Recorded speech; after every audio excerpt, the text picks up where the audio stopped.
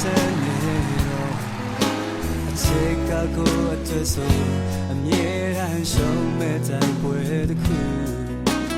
နောက်ခေါမရှုံးရင်ပါ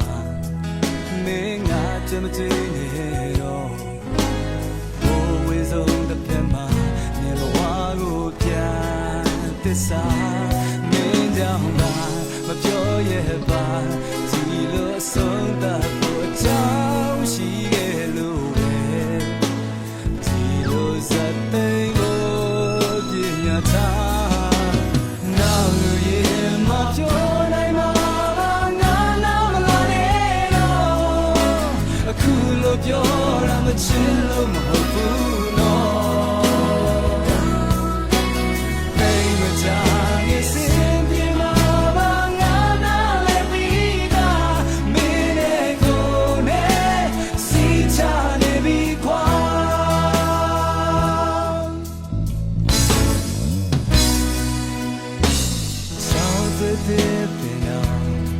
အမြဲချောင်းစင်မချောင်းခံမှုတနေ့တော့မိုးတဲ့မှာအမွေဆုံးပန်းများပြန်လာလို့ငြိမ်းချမ်းတဲ့ရင်တွေ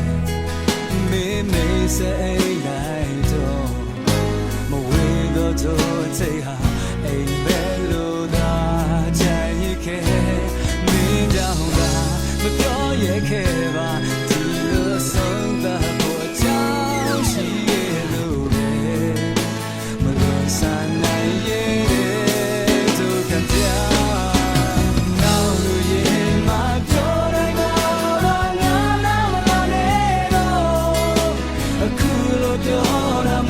Love